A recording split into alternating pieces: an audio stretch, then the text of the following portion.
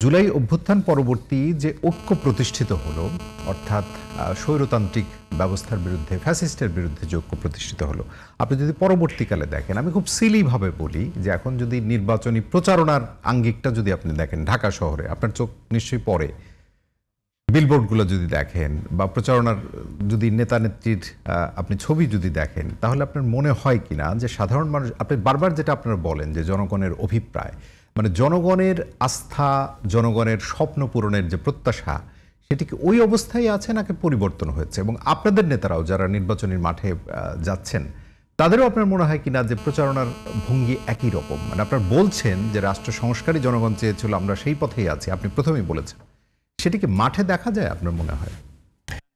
প্রচারণার ভঙ্গির সাথে ধরেন আমরা যদি মানে পরিবর্তনটা তো দেখতে হবে, ভিজিবল একটা জায়গায় তো দেখতে হবে না। এখন বাংলাদেশের আর্থসামাজিক প্রেক্ষাপট তো একদম রাতারাতি বদলে যাবে না।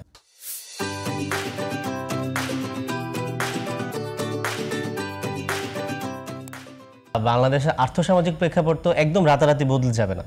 আমাদের চাওয়া পাওয়াটা পরিবর্তন হতে পারে, বা আমাদের সামনের আশা আকাঙ্ক্ষার পরিবর্তন হতে পারে, বা অনেকে আমরা দেশ নিয়ে নিরাশাবাদী হয়ে পড়েছিলাম, তারা আশাবাদী, এটিতে কোনো সন্দেহ নেই। কিন্তু প্রচলন ভঙ্গির সাথে আমার মনে হয় যে ছাত্র নেতৃত্ব এত বড় অভ্যুত্থান করলো, তারা যখন সরকারের পার্ট হলো, তাদের এলাকায় বরাদ্দের কথা নিয়ে গণমাধ্যমে খবর হয়েছে যে তার এলাকায় বিপুল পরিমাণ বরাদ্দ দেওয়া, মানে যেটি চলমান ছিল, আপনি মানে যদি খুব বাই হার্ট কথাটা বলেন, মানে পরিবর্তন কতটা হলো?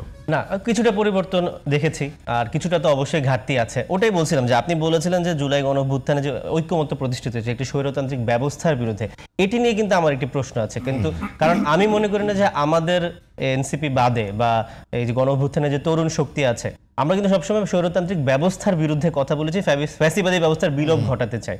অন্যদিকে আমি কিন্তু প্রতিষ্ঠিত রাজনৈতিক দলগুলোকে দেখিনি যে তারা ব্যবস্থার বিরুদ্ধে খুব একটা কথা বলেছে বা ব্যবস্থার গলদ নিয়ে খুব একটা কথা বলেছে।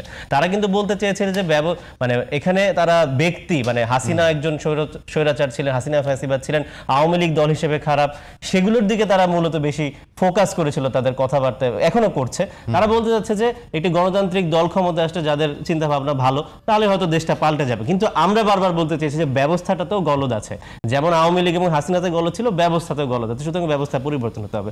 সেইটিকে কিন্তু আমার মনে হয় যে অন্যান্য রাজনৈতিক দলের একটু আলোকপাত করা উচিত তাদের প্রচারণার ক্ষেত্রে, এবং প্রচারণার ধরনে হয়তো আমাদেরও যারা কম বেশি গেছে কিছুটা পরিবর্তন দেখা গিয়েছে। কারণ আমি আগেই বলেছি যে আমরা কিন্তু নির্বাচন কেন্দ্রিক প্রচারণার চেয়েও আমরা সংস্কার কেন্দ্রিক প্রচারণার কথা, ব্যবস্থার পরিবর্তনের কথা বলতে গিয়ে আপনারা কোনো কোনো সময় অনেক বিতর্কিত ইস্যু তৈরি হয়েছে আপনাদের বিরুদ্ধে, বিশেষ করে আমাদের মুক্তিযুদ্ধের বিষয়ে, মানে এই আলোচনাগুলো আছে, আমি বলছি না আপনাদের অবস্থান সেই রকম, মানে সেটি কি আসলে মানুষের মাধ্যমে আপনারা প্রমাণ করতে পেরেছেন কিনা যে আমাদের মহান মুক্তিযুদ্ধের অবস্থান কোথায়, 24-এর অবস্থান কোথায়, এবং মুক্তিযুদ্ধের চেতনার ধারাবাহিকতা আপনারা যেটা বলছিলেন যে 24-এর মধ্যে দিয়ে প্রতিফলিত হবে, মানে সেটি আপনারা করতে পেরেছেন সাকসেসফুলি? আপনি যদি দলীয় অবস্থানের কথা বলতে চান, আমার মনে হয় যে আপনি একটু স্টেটমেন্ট দেখাতে পারবেন আমাদের দলের কারো, এনসিপির, যে মুক্তিযুদ্ধের বিরুদ্ধে কোনো কথা গেছে বা কোনো চিন্তা ভাবনা গেছে।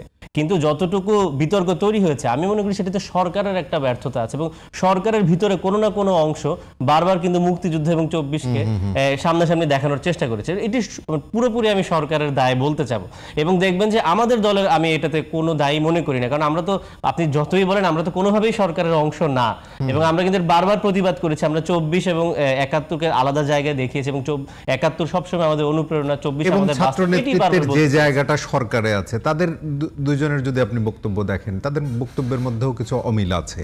অমিল থাকতে পারে, কিন্তু তারা কি কখনো 71-কে প্রশ্নবিদ্ধ করে কোনো কথা বলেছেন সেটা কিন্তু আমার কোনোদিনই চোখে পড়েনি। আমার মনে হয় না যে আপনিও বলতে পারবেন। বরং মাহফুজ আলম কিন্তু বারবার বিভিন্ন তার ফেসবুকে স্ট্যাটাসগুলোতে 71-এর পক্ষে বলেই কিন্তু অনেক বিতর্কের সৃষ্টি করেছেন। বিতর্কটা হচ্ছে গিয়ে অন্য পক্ষের কাছ থেকে, যারা হচ্ছে গিয়ে 24 এবং 71-কে বিপরীতমুখী দেখানোর অনেকে চেষ্টা করেছে, তাদের কাছে কিন্তু মাহফুজ আলম বরং বিতর্কিত হয়েছেন।